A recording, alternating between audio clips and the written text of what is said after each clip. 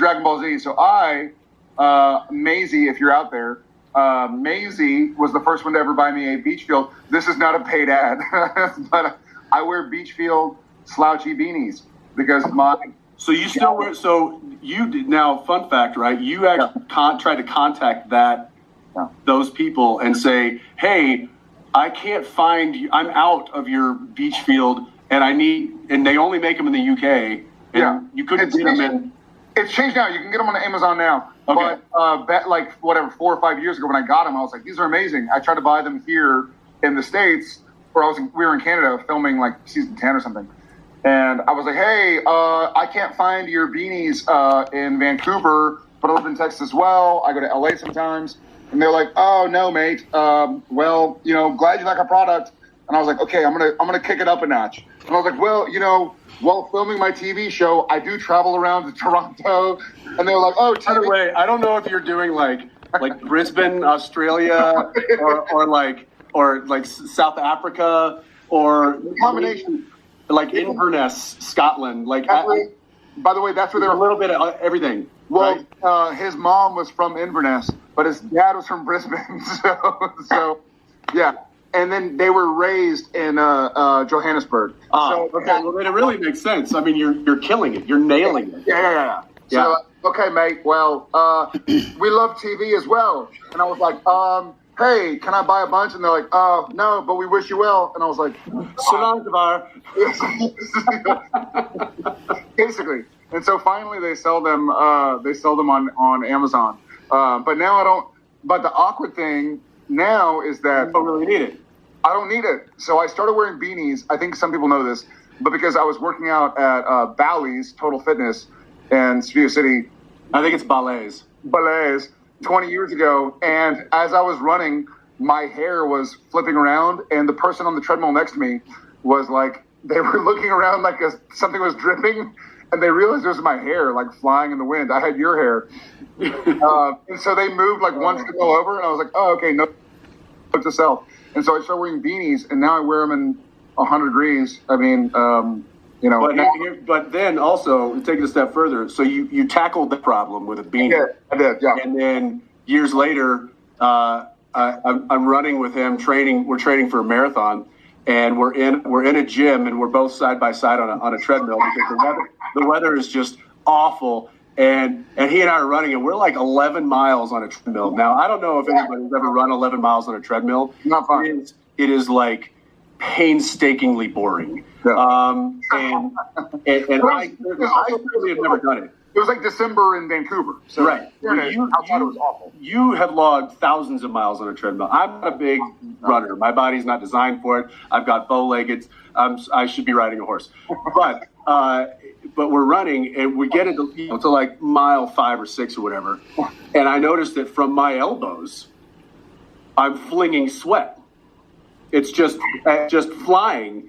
And I was making fun of Jared earlier when we got on the treadmill of, why are you wearing socks on your sleeves? Like he had like these tight things on his arms. And I'm like, we're inside. It's not, I mean, I understand if you're going to go outside for the warmth and stuff. He's like, you'll see. And within like 6 miles, it was like flinging sweat all over. And I like had to figure out, like, I don't know what I did.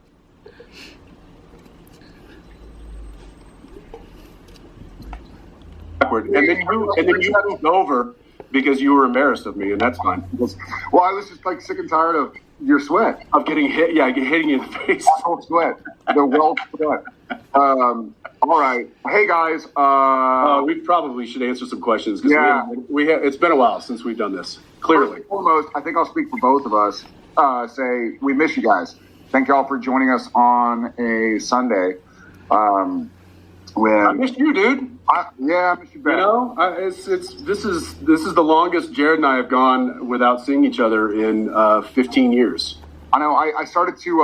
I was with on your birthday. Happy birthday, Ackles. I would sing to him right now, but we don't have a group, and I can't sing alone.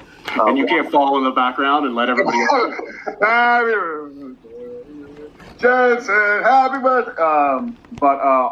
I was with Jen for our anniversary trip, and happy anniversary. Yeah, thanks. Happy birthday. But I started typing out a birthday. I was like, oh, I'm gonna like do a birthday tweet or something, like it's my boy's birthday. And then I was like, how do I word this? And I was like, well, this is the first birthday in 17 birthdays that I haven't like been able to give you a hug and go like, happy birthday, you know? It's weird. I got a little teary, and I was like, I'm not sending that. I'm gonna push it inside. It's healthy to hold it inside. Just push it down. But you don't look a day over 41, man. Hey, you know, I don't feel a day over 47, so it's fine. All right, let's do some questions here. You want to take the first one there, brother? Betty B, you got it. Betty B, Brittany Marriott. This is Jenny from VA. oh, great. Brittany is Brittany. Okay, got it. I was like looking at the. So Brittany, our friend Brittany. It came from her, but it says, this is Jenny from VA. What is something you have learned about yourself as parents during this past year? Oh, okay. I'll give it a go. I have learned that, I think I've learned some degree of patience, but in real time, I've learned that I simply could not do it without my wife. I'm really good in spurts. Like Jensen was saying that he's not a big marathon guy. He's more like a high octane athlete. Like sprint, fine, he'll do it. With athletic things, like I like the long term. Like, oh, tell me to run for 8 hours, and I'll do it. But I'm the opposite as a parent. I'm like, listen, I can be great for like half an hour at a time. So I'm like sort of like, I'll go in, I'll help get the kids ready. I'll wake up in the morning, work on my stuff, and come in and help with breakfast, help wake them up. And then about an hour into it, I'm like, I don't know what to do now. Jen, you know, like tag team, you're in. And I'll go FO to the guest house or something, or take the garbage out. So for me, I learned that I'm a better. Well, I feel like, I don't know, you are, Apples. Like for me, I feel like hour 2 or 3, I start to get a little impatient and go like, man, I just want them to act like, an adult. Like, why do they not understand? Oh, because they're 3 and 7 and 9, or almost 9. But I'm having a good time. But I've learned that I can't do it alone. I would say that what I've learned is I've always been, or at least I've always thought I was quite a patient person when it came to, worldly dealings and dealing with friends and dealing with family and dealing with relationships. And I always found that I had quite the long fuse. I think Jared could probably attest to that.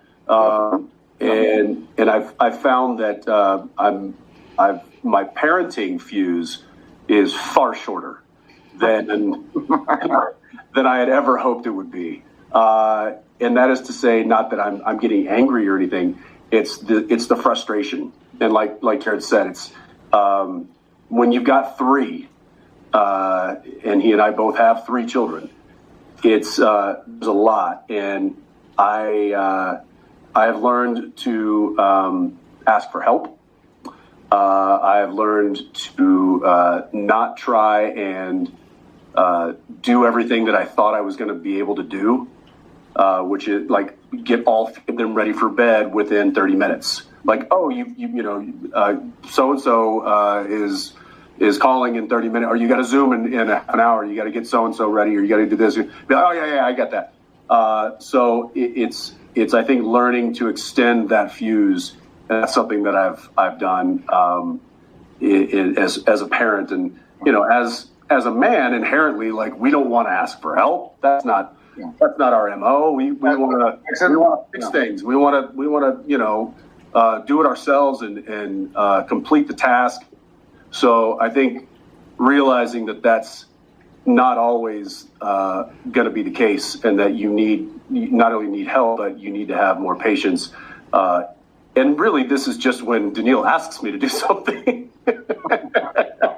This is when she's like, hey, can you get them all breakfast real quick? When she finally, or she's like, okay, Jensen. Yeah, but meanwhile, like, something too. She steps in and she does it in like, not in a half, she does it in like 20 minutes or 15. And I'm like, I don't understand how. So there's been a big humble pie that I've had to eat being home so much, and that is realizing how superhuman my wife is and how human I am. Yeah. Subhuman you are. So yes, yeah, like a troglodyte. Thank you for the question. All right, Ackles, I'll take okay. Is that Zlata? Zlata from Russia. Question is, what's the strangest dream you've ever had? Thanks, guys, for your creativity. Love you so much. Well, thank you from the United States. Yeah. And strangest dream. I've had some weird dreams, and they're usually mushroom induced. That's not true. I have strange. We've lost Jared. Copy that. He's going. He's one. Copy. I would say, as far as strange dreams go, I don't know about you, Jared, but I've had a few reoccurring dreams in my life that are still as vivid as like watching a movie in my mind, like in my waking mind.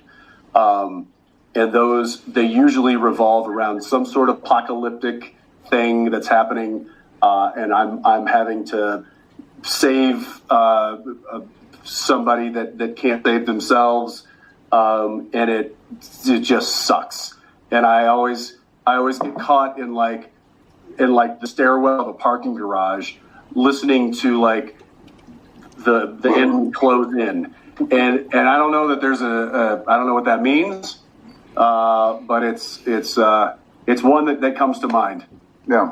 For me, I have a recurring dream where I'm like a victim in an apocalypse, and this bow-legged dude runs in to save the day, but gets caught in a stairwell. And I'm just kidding. I did have. What are you gonna say? I did have and you're like the robot alien thing that Ripley used. Yes. Aliens. Were you in my quit haunting my dreams? Dude. Listen, you were in mine. I did have a dream. One time, I remember this dream. I've had many strange dreams, but I had one dream where I was living. Ackles, you know where this was? It was sort of like Vineland and Moore Park area, in LA and in Sherman Oaks, I guess it was. Like around the border of Burbank, I guess. Anyways, I had a dream that somebody was sneaking into the house, and then my door opens and there's like a ghost or something, and then the sheets start moving, the lights start going on and off, and then I woke up from the dream, and then I saw like a figure or something, and I thought I was awake because it's really weird. If this makes any sense. I woke up from my dream into another dream and then actually woke up. So I had a weird dream where I sort of like someone was in the place and I could hear something and they came into my room and things were moving around. And then I woke up and I was like, oh, thank God, that was just a dream. And then it happened again. And then I thought I was awake. And then I finally actually woke up. And so that was not kind of whoever creates dreams, because it was pretty scary. So I didn't really go back to sleep. It was about 20 years ago. So luckily I did some studying. I got my black belt in demon hunting. It took 15 years, 15 and a half. So I got my black belt. We both got like 2 striped black belts. And demon hunting and ghost hunting, and so now they don't bother me anymore. Somebody asked me the other day, could you really like handle yourself in a like a paranormal situation? Huh. And I said, look, if I played a doctor on TV for 15 years, could I handle a triage situation? Can you fix my shoulder? And I was like. I might know a few things and a few ideas. I might be able to tourniquet that, or I might be able to say, you need to see a real doctor. Yeah. But don't give me a scalpel. But don't give me a scalpel. That's a good way to put it. All right. Thank you, Zlata. C. Kreider. Vancouver misses you. I miss Vancouver. Hope you can come back soon. How are the Impalas? Well, I do have one sitting in my garage. Sat in last night, turned it on, made sure it was still running. So she's good. Ackles, how's your girl? I've sold her parts, and she's died. 4 people just had a heart attack and died immediately. Yeah, no. Here's the thing: like now she lives on in other cars, and it's like I donated blood or I gave her kidney. Didn't we do an episode about like James Dean's Porsche that a part got put into it and killed somebody? So now they're going to be like 4. We're going to have to redo this on. Hey, no. The Impala never killed the Impala. Only brought luck. So now there's a dozen cars out there. You did beat the shit out of somebody in the Impala and baby. So that's true. Yeah, but I also made love to I also made love to an angel in the back seat. That's true. So it's probably okay. Yeah. The Impala is intact and well and safe and covered and in a secure location in Austin, Texas. No. This is you, bud. Okay. Oh, it says Jared, so I'll take it. No, yeah, you take it. You take it. Carla 1421. Jared, I'm loving Walker so much. Amazing. And it keeps getting better. Amazing. Any chance we'll see director Ackles there one day? Well, I'm going to sell out my dear friend who stood in my wedding and say he was supposed to direct season 1, but he got a job with some guy who created a show or several shows, and he had to leave. So as soon as this bow-legged apocalypse hero, this bow-legged troglodyte, Toronto troglodyte. I don't know. What do you say? I don't know how you'd make that one work. Yeah, I abandoned. So yeah, I cannot wait. I've been begging him for what's been 2 years now to come direct. Or full disclosure. Jared somehow blackmailed somebody up in the studio and said, "Listen, if you don't let Jensen direct, then I'm going to shave my head." And so I was slated to direct episode 5, which was the last fresh one to air. Yeah, which was the last one to air. But unfortunately, I was having to go back and forth to LA every like 10 days for the boys to do superhero outfit fittings, which who knew how long that needed to take. But it just so it didn't work out. I was really stoked. I had gotten the script and it told Jared that this is shit and that I will not.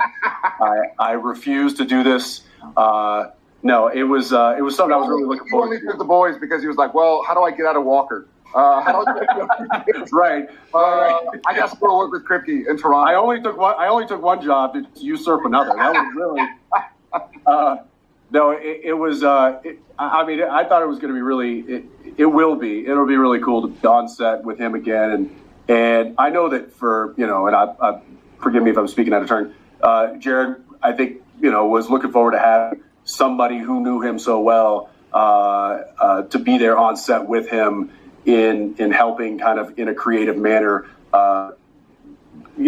divert from Sam, because I know and he clearly didn't need any help. But I was kind of looking forward to kind of, getting the band back together, so to speak. And that will happen, I have no doubt. Yeah, can't wait. Thank you, Carla. All right. Hey, Misha, I'm from Paraguay. I'm not one for serious questions, so what's the most random thing you have in your home? Are you going to do Misha, or should I? I'll do Misha. Well, are you going to do Misha, or are you going to do Cass? Are they different? Not really. Like Cass circa season 4 or like season 10 or 14? Ooh, that's a good one. I'd Cass circa 14. Okay, 14. Okay, Mara Valdez, 21. Thank you. Misha here. Nice to hear from you. I have something weird in my home. Mm-hmm. I have the left ankle of everybody I raised from perdition. Mm-hmm. Thank you for asking. Mm-hmm. Yeah, I would add that I also have something weird in my home. It is a cutting board. Why would you need a board to cut? You just cut. So that's again something that I think that was more like season 13, but on it was. Yeah, I was trying to like kind of blend the two. Yeah. Yeah. All right, Jensen, will you tell us a little about Chaos Machine and your plans for it? So Chaos Machine is a production company that my wife and I started under the umbrella of Warner Brothers Television, and they have tapped us to bring them some content, some TV projects. So we're currently working and developing about 5 different projects right now. We have one that we are taking its final step to delivering to network this week, actually. And we'll probably have an idea of when you guys can see that material by the end of this week. Hopefully it's sooner than later. Until then, we're just trying to find material that we think is fun and exciting, not necessarily genre specific. We're kind of across the board. We have a really cool project that I'm excited about with a Supernatural alum. I don't want to give away too much because, like Jared, I don't like to talk about projects until they're like baked, and these are all kind of like in the mixing process. So we'll just say we've got some fun things happening. As you know, entertainment industry and developing is a rocky road, a tough road to navigate. But we've got really, if we were just individual or independent, it would be even a taller, higher hill to climb. But the fact that we've got Warner Brothers kind of we're one of their players now, so that makes it really interesting. It makes it really fun. That's really what I've been spending most of my time doing here in mountains of Colorado. Amazing. And I think so. It doesn't say this from Winchester, but I know your next question that cut off is, will Jared be in it? And absolutely.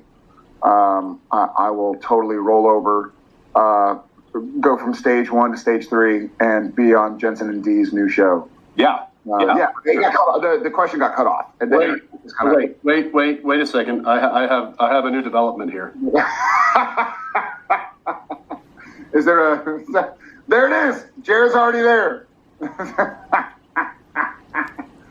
Is that Beachfield? What is that? That looks good. I don't know. It's a beanie. It looks good, man. See, now you know. Now that you're it's a toque. It's a toque from all my Canadian brethren. Well, Vancouver misses you, so you're telling Vancouver you miss it back. Okay, where did we leave off? Did we? Olitka. Oh, my eyes. Olitka, hi from Russia. J2, what do you think Sam and Dean do in heaven? No need to hunt anymore, but they can do whatever they want. That's a great question. I think it's up to you guys whether or not you want to see what Sam and Dean do in heaven. Start a petition, call Biden. And where are you? You're in Russia. Call Putin and Biden and make sure that Superman goes back. I don't know. Does Putin watch TV? I don't know. I've never met him. I don't know the guy. So what do they do? They think about Olitka. I would love to see what Sam and Dean do in heaven.